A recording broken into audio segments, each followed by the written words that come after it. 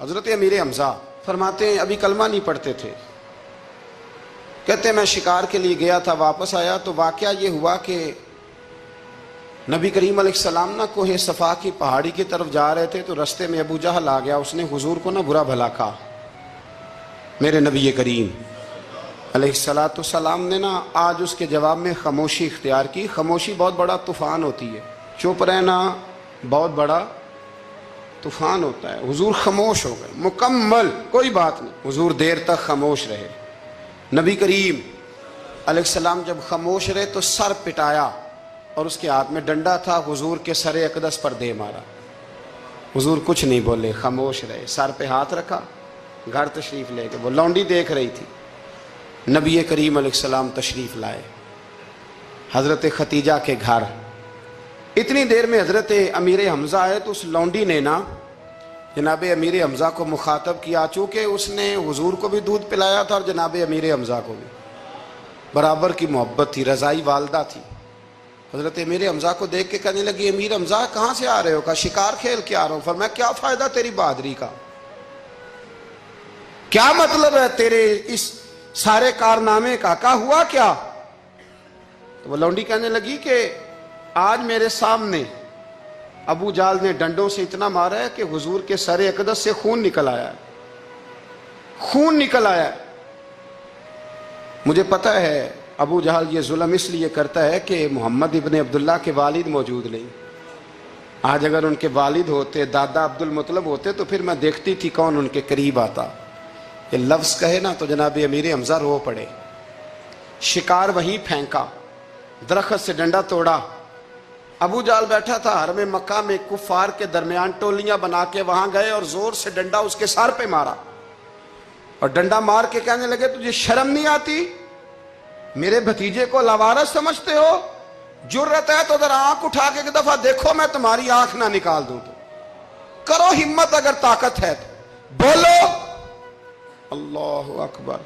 जब ये लफ्ज कहे, जब ये बात करी तो अबू जाल कांपने लगा। कुछ लोगों ने चाहा हजरत अमीर हमज़ा के मामले में मुदाखलत करनी, पर कहने लगा चुप कर दो, तुम्हें पता नहीं ये शेर बड़ा है, ये दलेर है, ये ताकतवर है, खबरदार कोई बात ना करना। अल्लाह अकबर। हजरत अमीर हमज़ा वहां से ना निकल के तो सैयदा खतीजा के घर आए। सैयदा खतीजतुल कुबरा रदी अल्लाह ताला अन्हा ना नबी करीम को मरहम पट्टी कर रही थी। हुजूर ने चचा का चेहरा देखा तो आंखों में आंसू आ गए। हजरत अमीर हमज़ा भी रोए और कहने लगे भतीजे खुश हो जा, मैं उसका सर फोड़ आया हूँ। इतनी जोर से मारा है कि उसको हिम्मत नहीं हुई बात करने की। हजरत अमीर हमज़ा के जवाब में महबूब फरमाने लगे चचा मैं अबू जाल का सर फोड़ने से तो खुश नहीं ना होता। कहा आप कैसे खुश होते हैं? फरमाया आप कलमा पढ़ जाए मैं खुश हो जाऊंगा। तो हजरत अमीर हमज़ा कहने लगे कलमा पढ़ने से राजी हो जाओगे, खुश हो जाओगे, बस इतनी सी बात? फरमाया हाँ। तो कहा पढ़ाओ कलमा, पढ़ाओ कलमा। हजरत महबूब करीम ने कलमा पढ़ाया और जनाब अमीर हमज़ा उसी वक़्त मुसलमान हो गए। एक सुनार के बारे में आरफ रूमी ने लिखा है कि वो ना उसने बे औलाद था तो उसने एक बच्चा लेके पाल लिया। तो बच्चा उसको बाप कहता था, उसकी बीवी को माँ कहता था। उन्होंने ले पालिक बच्चा था और ये लोग जिनकी औलाद नहीं होती तरस जाते हैं, कई दफ़ा तरसे हुए लोग थे। बच्चे को ले लिया, पाला। वो बच्चे ने भी हद कर दी फर्मा बरदारी की। अब वो जवान हो गया और बड़ा खूबसूरत जवान हुआ। वो सुनार कहता है कि सारी ज़िंदगी मैंने सफाई में, नेकी में गुजार दी। एक दिन दुकान के पे एक औरत आई तो वो कहने लगी ये चूड़ियाँ मुझे खुद से आप पहना दें। वो कहता मैंने जब उसका हाथ पकड़ा तो मेरे दिल में गलत ख्याल आ गया, मैंने गलत नज़रिए से उसका हाथ पकड़ा और जब मैंने उसका वो हाथ उस नज़रिए से पकड़ लिया, थाम लिया, बहरहाल वो चली गई, लेकिन वो मेरे जहन के अंदर नापाकी आ गई। तो मैं घर गया तो मेरी बीवी बाहर खड़ी थी और रो रही थी, तड़प रही थी। मैंने उसे कहा क्या हुआ? तो वो कहने लगी कि बच्चा सारी ज़िंदगी फर्मा बरदार रहा, मैंने माँ बन के पाला, पर आज उसने गलत जहन से मेरा हाथ पकड़ लिया है और मैं तड़प गई हूँ, टूट गई हूँ कि ये अगरचे ले पालक था, किसी का था, पर मैंने तो पुत्र समझ के पाला था, ये क्या हुआ? वो कहता मेरी चीख निकल गई। तो मैंने उसे कहा कि ये उसकी गलती नहीं, ये मेरी गलती है। मैंने बाहर आज नज़र गंदी की है तो रब ने मुझे सज़ा दी, ये मुझे सज़ा मिली है। तू किसी की बहन को फूल भेजना चाहता है तो अगर उसी रात तेरी बहन को फूल आ गया तो किसी की बेटी पर गंदी नज़र डालता है तो अगर ये तेरे घर में ये कर्ज चुकाना पड़ा। वो एक दोस्त है तो वो पसंद की शादी कर रहा था उसके घर में, तो उसकी बहन ने कहा है उससे, उसकी बहन ने कहा, उसने कहा भाई तू मर्जी की शादी कर रहा है, मेरा अब्बा अपनी पगड़ी तेरे पैरों में रखता है, माँ दुपट्टा रखती है कि बेटे हम तबाह हो जाएंगे ना कर, और आज अगर तेरा ये हाल है तो फिर मुझे भी इजाजत दे, मैं भी मर्जी की शादी करूँ। तो वो कांप गया बुरी तरह से। वो कहता है ये तू क्या कह रही है? उसने कहा तू तेरे लिए अगर ये जायज है तो मेरे लिए कैसे मना हो गया? तो ये कोई मुहज्जब कौमें नहीं जो ऐसे करती हैं, ये कोई तालीम याफ्ता होने की या गोरा चिट्टा होने की अलामत है? क्या आप किसी को फूल भेजेंगे? शर्म नहीं आती? मुहज्जब कौम और शरीफ लोग कौन होते हैं? मेरे नबी करीम अलैहिस्सलाम ने फरमाया अल हयाओ मिनल ईमान, हया तो ईमान का हिस्सा है। सरदार अहमद साहब रहमतुल्लाह अलैह के पास ना एक बूढ़ी अम्मा अपना बेटा छोड़ गई, तो हजरत साहब ने कुछ 2, 4, 5 महीने रखा, तो बाद में उसकी अम्मा को बुला के कहा कि तू बेवा है बेटा, तेरा यतीम है, मैं नहीं चाहता कि इसका वक्त ज़ाया हो, ये पढ़ने वाला कोई नहीं, सारे नहीं भाई पढ़ने वाले होते। अब यहाँ वाला माँ बैठे हैं, मैं बेअदब भी ना हो जाऊँ, कुछ पूरे 8 साल लगा के भी आ जाते हैं, सनद भी उनके पास होती है, नाराज ना हो जाना, ये तो सब अच्छे लोग हैं, सनद होती है पर पता पुता कोई नहीं होता। ये आला हजरत ने लिखी है बात, सनद होती है, पूरी डिग्री होती है, उस पर कई लोगों के साइन भी होते। तो बहुत सारे तालिब इल्म ऐसे होते हैं जो मदारस में कहते हैं मैं फाजल फलां हूँ, लेकिन कोई शय पास, तो मौलाना सरदार अहमद साहब मुहद्दिस आज़म पाकिस्तान रहमतुल्लाह अलैह उस बूढ़ी को कहने लगे तेरा बेटा कुंद देना है, पढ़ना पढ़ाना इसने कुछ भी नहीं, तो यतीम बच्चा है, कल को तो कहेगी कि मेरे बेटे ने वक्त ज़ाया किया तो वापस ले जा। बूढ़ी अम्मा रोने लग गई, कहने लगी मैं पढ़ाने तो नहीं लाई थी, मैं तो आपको रब का वली समझती हूँ, मैं तो नौकरी कराने लाई थी, नौकरी। हजरत अनस बिन मालिक कहते हैं मेरी अम्मा भी हुजूर की बारगाह में दे गई थी, तो हुजूर की बारगाह में ये नहीं कहा था कि या रसूलल्लाह पढ़ा दें, हाँ हाँ मैं जिम्मेदारी से बात कर रहा हूँ, ये नहीं कहा था हुजूर मुजाहिद बना दें, ये थोड़ी कहा था कि या रसूलल्लाह सल्लल्लाहु तआला अलैहि वसल्लम से मुफस्सिर मुहद्दिस मुहक्किक मुफ्ती बना दें। हजरत अनस की अम्मा कह गई थी सोनिया जब तक ये रहेगा ना आपकी नौकरी करेगा, ये घर के काम काज करेगा, ड्यूटी करेगा, हुजूर ये आपकी नौकरी करेगा। तो मेरे महबूब ने फिर दुआ कर दी अल्लाह इसे बरकत अता फरमा। तुम समझता है खिदमत वाला खाली रह जाता है? जितना जायका खिदमत वाले को मिलता है, जो उसके नसीब में आता है, वो किसी का नसीब कहां भाई। हजरत अनस कहते हैं हुजूर ने दुआ कर दी बरकत की, मुझे तो खेती बाड़ी आती भी नहीं थी, पर लोगों के बाग में साल में 1 दफा फल लगता था, मेरे बाग में 2 दफा लगता था।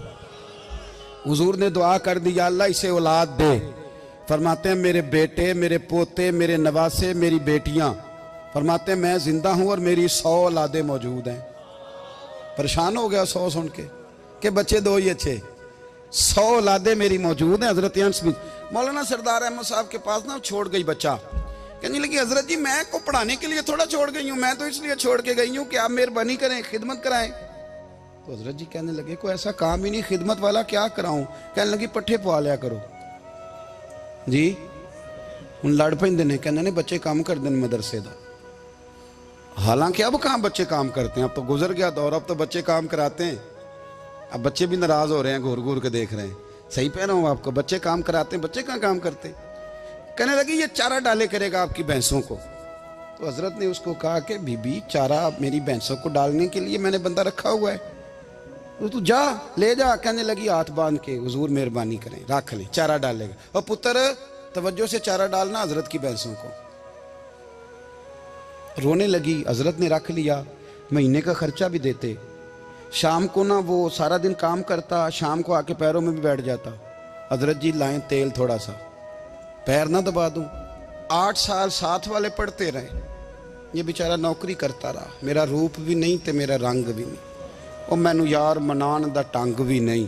कभी कभी ना हजरत बिलाल हबशी फारग होते ना तो नबी पाक की बारगाह में अर्ज करते हुजूर कोई काम तो नहीं, सारे हो गए, हुजूर जाऊं जरा, चले जाते। एक दिन सलमान फारसी कहने लगे या रसूलल्लाह ये बिलाल कहाँ जाता है? फरमाया जा देख के तो आ। हजरत सलमान वापस आए तो आके रोने लगे, कहने लगे सोनिया जब यहाँ से जाता है ना तो जाके सैयदा फातिमा की चक्की पीसनी शुरू कर देता, बीबी साहबा के काम करने लगता है, घर में जाके स्नैन की ड्यूटी करता है, वहाँ भी काम यहाँ भी काम। वो चारा डालता रहा, उसने चारा डाला, हज़रत मुहद्दिस आदम की भैंसों को दस्तार फजीलत का वक्त आ गया, सारे पगड़ियाँ सजा के आ गए, आज दस्तार होगी। ये ना पीछे होके बैठ गया, चूँकि पढ़ा ही नहीं था तो दस्तार का है कि दस्तार तो उसकी जो पढ़ेगा, हमने तो पढ़ा ही नहीं, हमने तो यार पढ़ा, घर पढ़ा, ड्यूटी करी। हज़रत मुहद्दिस आदम रहमतुल्लाह अलैह के यहाँ जब ऐलान होने लगा ना कि अब दस्तार होगी, तो हज़रत ने पहला ऐलान उसका फरमाया। तो मजा वाला बंदा कपड़े भी कदी कदी बदल दे ना, वो कहता है जिस हाल में भी था मैं पलट के देखने लगा कि पड़ा पड़ा है तो है, कोई शय नहीं, तो ये माजरा क्या है। पीछे से उठ के आए तो कहते हैं बाकियों की दस्तार किसी आलिम ने की, किसी सूफी ने की, लेकिन ये भैंसों को चारा डालने वाला जब आया तो मुहद्दिस आदम ने फरमाया पगड़ी के बाल को कोई हाथ ना लगाए, ये सारी दस्तार मैंने करनी है। और फरमाते हैं हजरत बाल भी देते जाते थे और आंसू भी बहाते जाते थे, माथा भी चूमते थे और फरमाते थे दस्तार के बाद चला तो नहीं जाएगा यार, मुझे तो इबादत भी नहीं रह गई, मुझे तो चाबियों को भी नहीं पता कौन सी कहाँ रहती है, जाएगा तो नहीं तू। तो रो पड़ा, कहने लगा सोने जाए तो वो जिसके पल्ले कुछ है हो, आता जाता तो है कुछ नहीं, मुझे किसने रखना है, मैंने कहाँ जाना है, इधर कहाँ तो इधर ही रहूँगा। वो उस तालिब इल्म के सारे उस्ताद भाई कहते हैं उसने दस्तार कराई, पढ़ा पढ़ाया कुछ नहीं, पर जो मसला अड़ जाता था ना, वो जो अड़ जाता था ना, वो जाके उससे पूछते थे तो किताबें खोलने की ज़रूरत नहीं पड़ती थी।